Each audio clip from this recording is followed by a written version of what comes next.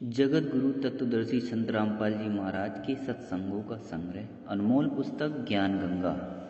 जीव हमारी जाति है, मानव धर्म हमारा, हिंदू मुस्लिम सिख ईसाई धर्म नहीं कोई न्यारा। आदिकाल से ही मानव परम शांति, सुख एवं अमृत की खोज में लगा हुआ है। वह अपने समर्थ के अनुसार प्रयत्न करता आ रहा है, लेकिन उसकी यह चाहत कभी पूर्ण नहीं हो पा रही है। ऐसा इसलिए कि उसे इस चाहत को प्राप्त करने का मार्ग पूर्ण ज्ञान नहीं है। सभी प्राणी चाहते हैं कि कोई कार्य ना करना पड़े, खाने को स्वादिष्ट भोजन मिले, पहनने को सुंदर वस्त्र मिले, रहने को आलीशान भवन, घूमने के लिए सुंदर पार्क हो, मनोरंजन करने के लिए मधुर मधुर संगीत हो, नाचे गाएं, खेले कूदें और मौज मस्ती मनाएं, और कभी बीमार ना हों, बूढ़े ना हों और कभी मृत्यु ना हो, आदि आदि। परंतु जिस संसार में हम रह रहे हैं, यहाँ ना तो कोई ऐसा कहीं नजर आता है और ना ही ऐसा संभव है, क्योंकि यह लोक नाशवान है। इस लोक की हर वस्तु भी नाशवान है, और इस लोक का राजा ब्रह्म काल है, जो 1,00,000 मानव सूक्ष्म शरीर खाता है। उनमें से सब प्राणियों को कर्म, धर्म व पाप पुण्य रूपी जाल में उलझाकर 3 लोक के पिंजरे में कैद किए हुए है।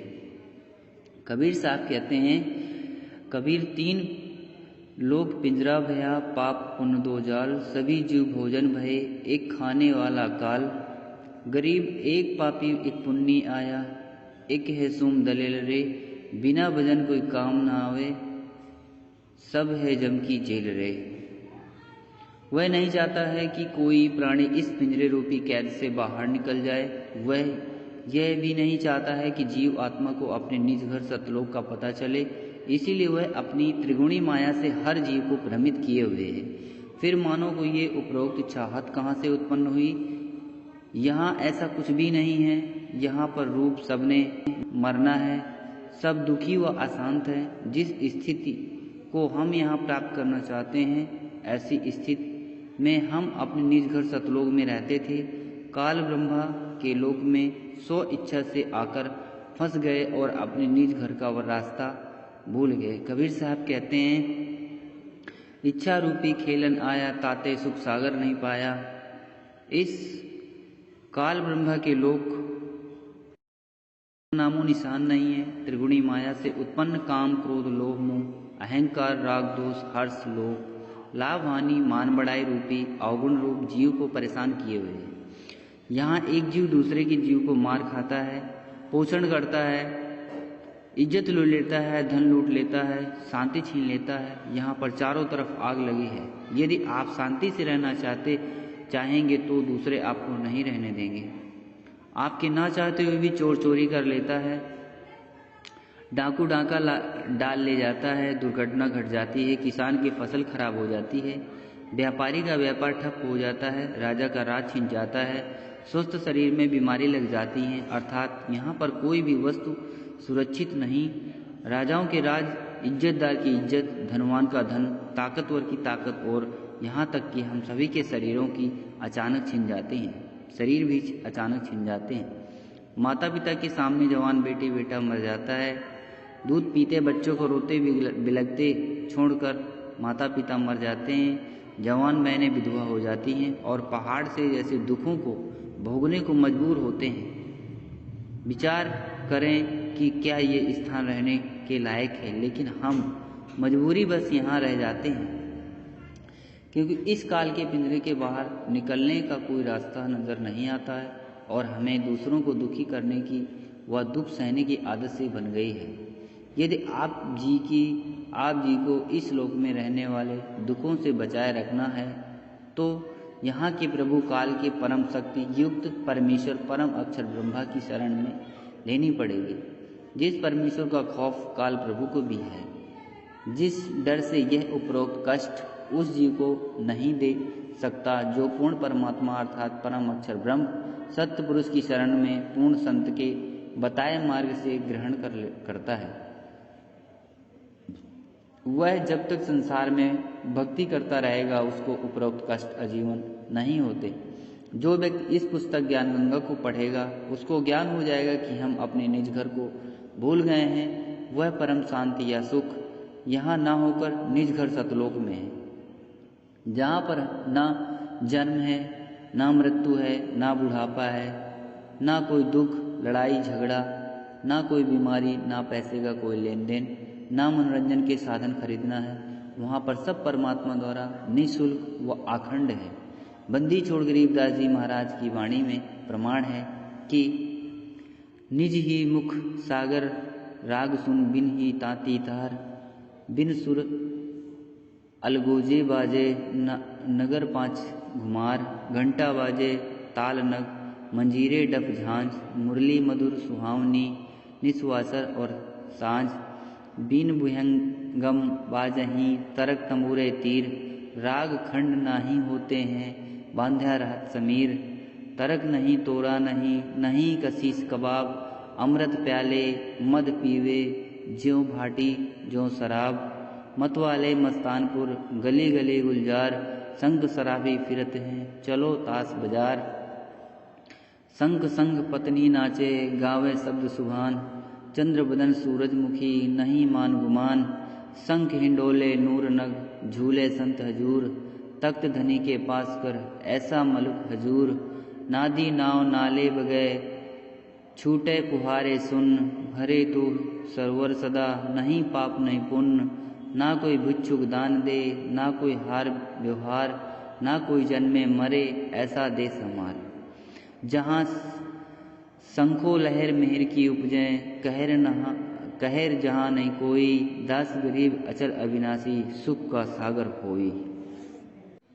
सतलोक में केवल एक रस परम शांति व सुख है। जब तक हम सतलोक नहीं जाएंगे तब तक हम परम शांति सुख व अमृत को प्राप्त नहीं कर सकते हैं। सतलोक में जाना तभी संभव है जब हम पूर्ण संत से उपदेश लेकर पूर्ण परमात्मा की आजीवन भक्ति करते रहें। इस पुस्तक ज्ञान गंगा के माध्यम से जो हम संदेश देना चाहते हैं उसमें किसी देवी देवता या धर्म की बुराई ना करके सर्व पवित्र धर्मों ग्रंथों में छुपे गुण रहस्यों को उजागर करके यथार्थ भक्ति मार्ग बताना चाहा है, जो कि वर्तमान में सर्व संत महंत व आचार्य गुरु साहेबान शास्त्रों में छिपे गुण रहस्यों को समझ नहीं पाए। परम पूज्य कबीर साहब अपनी वाणी में कहते हैं, वेद कतेब झूठे ना भाई, झूठे हैं जो समझे नहीं। जिस कारण भक्त समाज को अपार हानि हो रही है।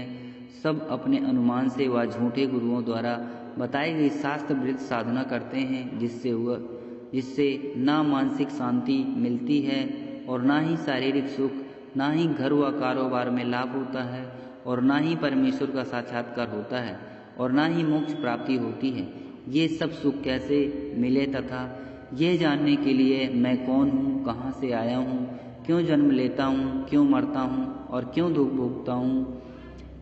भोगता हूँ, आखिर ये सब कौन करवा रहा है और परमेश्वर कौन है, कैसा है, कहाँ तथा कैसे मिलेगा और ब्रह्मा विष्णु और शिव के माता पिता कौन हैं और किस प्रकार से काल ब्रह्मा की जेल से छुटकारा पाकर अपने निज घर सतलोक में वापस जा सकते हैं।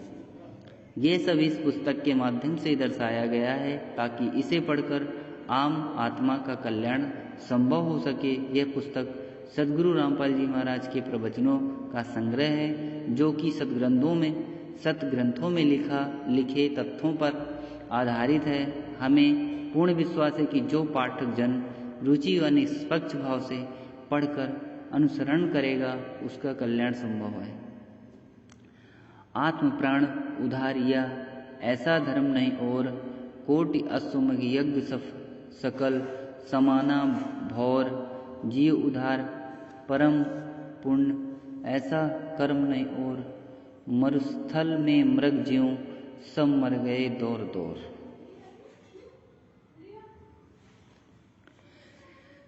यदि एक आत्मा को सतभक्ति मार्ग पर लगाकर उसका आत्म कल्याण करवा दिया जाए तो करोड़ों अश्वमेघ यज्ञ का फल मिलता है और उसके बराबर कोई भी धर्म नहीं है। जीव आत्मा के उद्धार के लिए किए गए कार्य सेवा से सर्वश्रेष्ठ कोई भी कार्य नहीं है। अपने पेट भरने के लिए तो पशु पक्षी भी सारा दिन भ्रमते हैं, उसी तरह वह व्यक्ति है जो परमार्थी कार्य नहीं करता। परमार्थी कर्म सर्वश्रेष्ठ सेवा जीव कल्याण के लिए किया कर्म है। जीव कल्याण का कार्य न करके सर्व मानव मरुस्थल के हिरण की तरह दौड़ दौड़ कर मर जाते हैं, जिसे कुछ दूरी पर जल ही जल दिखाई देता है और वह दौड़ कर जाने पर थल ही प्राप्त होता है। फिर कुछ दूरी पर थल का जल दिखाई देता है, अंत में उस हिरण की प्यास से ही मृत्यु हो जाती है। ठीक इसी प्रकार जो प्राणी इस काल लोक में जहाँ हम रह रहे हैं वह उस हिरण के समान सुख की आशा करते हैं। जैसे निसंतान सोचता है संतान होने पर सुखी हो जाऊंगा। संतान वालों से पूछो तो उनकी अनेकों समस्याएं सुनने को मिलेंगी। निर्धन व्यक्ति सोचता है कि धन हो जाए तो मैं सुखी हो जाऊं। सब धनवानों की कुशल जानने के लिए प्रश्न करोगे तो ढेर सारी परेशानियां सुनने को मिलेंगी। कोई राज्य प्राप्ति से सुख मानता है, यह उसकी महाभूल है। राजा, मंत्री, मुख्यमंत्री, प्रधानमंत्री, राष्ट्रपति को स्वप्न में भी सुख नहीं होता है। जैसे 4-5 सदस्यों के परिवार का एक मुखिया अपने परिवार के प्रबंध में कितना परेशान रहता है। राजा तो एक क्षेत्र का मुखिया होता है, उसके प्रबंध में सुख स्वप्न में भी नहीं होता है। राजा लोग शराब पीकर कुछ गम भुलाते हैं, माया इकट्ठा करने के लिए जनता से कर लेते हैं। फिर अगले जन्मों में राजा सतभक्ति नहीं करते, पशु योनि को प्राप्त होकर प्रत्येक व्यक्ति से वसूल कर को उनके पशु बनकर लौटाते हैं। जो व्यक्ति मनमुखी होकर तथा झूठे गुरुओं से दीक्षित होकर भक्ति तथा धर्म करते हैं, वह सोचते हैं कि भविष्य में कुछ होगा, लेकिन इसके विपरीत दुख ही दुख प्राप्त होता है।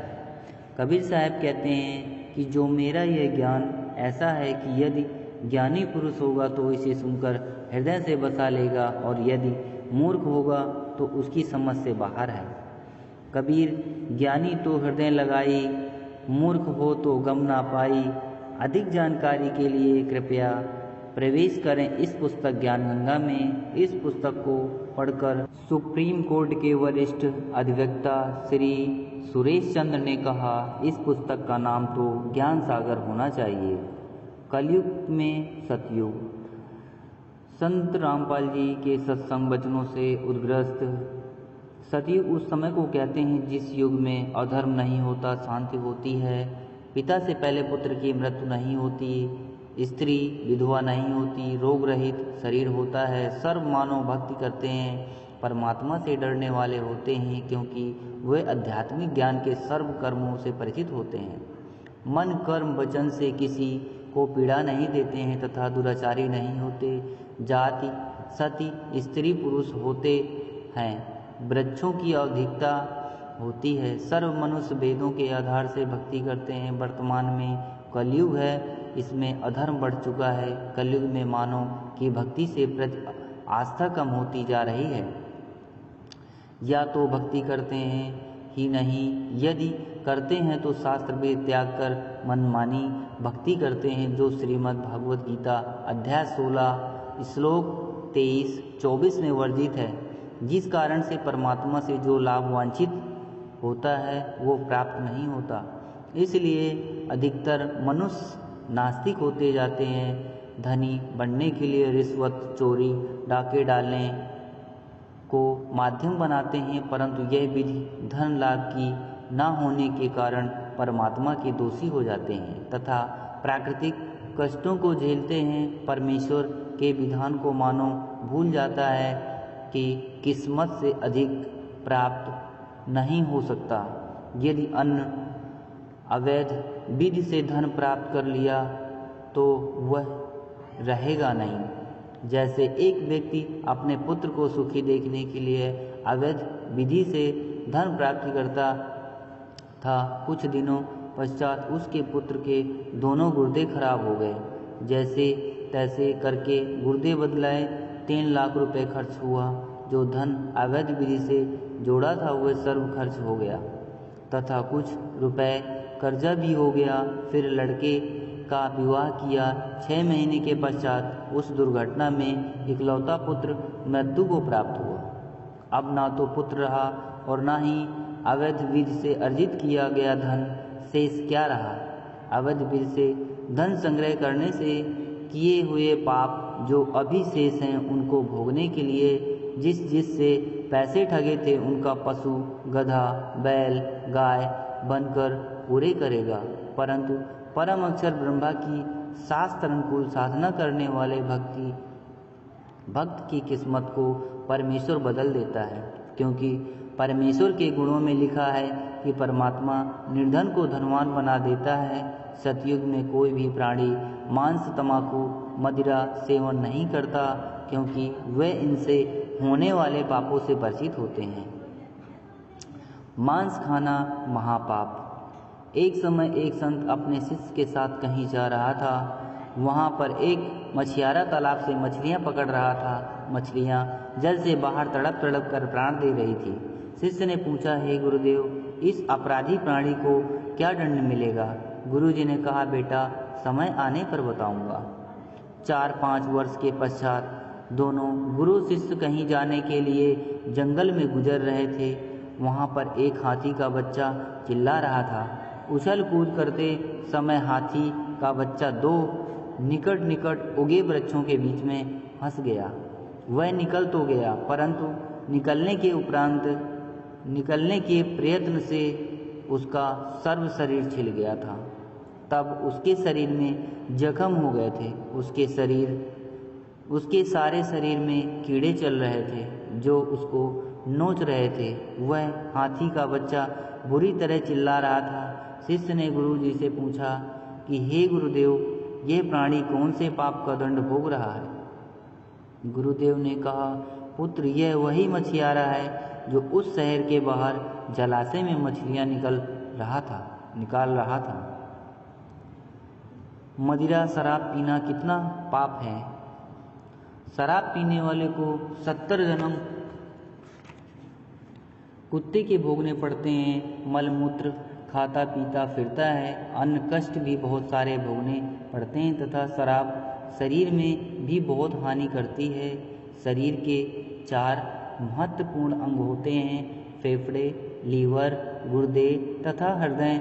शराब इन चारों को क्षति पहुंचाती है। शराब पीकर मानव न रहकर पशु तुल्य गतिविधि करने लगता है। कीचड़ में गिर जाना, कपड़ों में मलमूत्र तथा वमन कर देना, धन हानि, मान हानि, घर में अशांति आदि मदिरा पान के कारण होते हैं। मदिरा सतयुग में प्रयोग नहीं होती। सतयुग में सर्व मानव परमात्मा की विधान से परिचित होते हैं, जिस कारण सुख का जीवन व्यतीत करते हैं। गरीब मदिरा पीवे कड़ुआ पानी, 70 जन्म स्वर्ण के जानी। दुराचार करना कितना पाप है। पर द्वारा स्त्री का खोले, 70 जन्म अंधा हो डोले।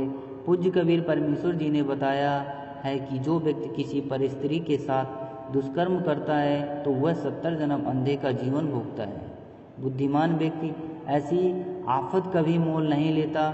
मूर्ख ही ऐसा कार्य करता है। जैसे आग में हाथ डालने का अर्थ मौत मोल लेना है। जैसे कोई व्यक्ति किसी अन्य के खेत में बीज डालता है तो वह महामूर्ख है। बुद्धिमान व्यक्ति ऐसा कभी नहीं कर सकता। वैश्यगमन को एक ऐसा जानो जैसे कुर्डियों पर गेहूं का बहुमूल्य बीज का थैला भरकर डाल आए। वह क्रिया बुद्धिमान व्यक्ति नहीं कर सकता है। या तो महामूर्ख या शराबी निर्लज्ज अर्थात घंड व्यक्ति ही कर सकता है। विचारणीय विषय कि जो पदार्थ शरीर से नाश होते हुए आनंद का अनुभव करता है, यदि वह शरीर में सुरक्षित रखा जाए तो कितना आनंद देगा। दीर्घायु, स्वस्थ शरीर, स्वस्थ मस्तिष्क, शूरवीरता तथा स्फूर्ति प्रदान करता है। जिस पदार्थ से अनमोल बच्चा प्राप्त होता है उसका नाश करना बच्चे की हत्या करने के तुल्य है। इसलिए दुराचार तथा अनावश्यक भोग विलास वर्जित है। तंबाकू सेवन कितना पाप है।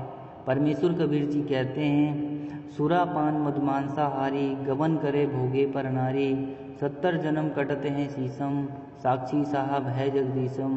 पर द्वारा स्त्री का खोले, 70 जन्म अंधा हो डोले, 100 नारी जारी करे, सुरापान 100 बार, एक चिलम हुक्का भरे, डूबे काली धार। जैसे कि ऊपर वर्णन किया है कि एक बार शराब पीने वाला 70 जन्म कुत्ते का जीवन भोगता है, फिर मलमूत्र खाता पीता फिरता है, पर स्त्री गमन करने वाला 70 जन्म अंधे के भोगता है। मांस खाने वाला भी महाकष्ट का भागी होता है। उपरोक्त सर्व पाप 100 बार करने वाले को जो पाप होता है वह एक बार हुक्का पीने वाले अर्थात तंबाकू सेवन करने वाले को सहयोग देने वालों का होता है। तंबाकू सेवन करने वाले हुक्का, सिगरेट, बीड़ी या अन्य विधि से सेवन करने वाले तंबाकू खाने वाले को क्या पाप लगेगा? घोर पाप का भागी होगा। एक व्यक्ति जो तंबाकू सेवन करता है, जब वह हुक्का या बीड़ी सिगरेट पीकर धुआं छोड़ता है, वह धुआं उसके छोटे छोटे बच्चों के शरीर में प्रवेश करके हानि करता है। वे बच्चे फिर शीघ्र बुराइयों को ग्रहण करते हैं तथा उनका स्वास्थ्य भी बिगड़ जाता है।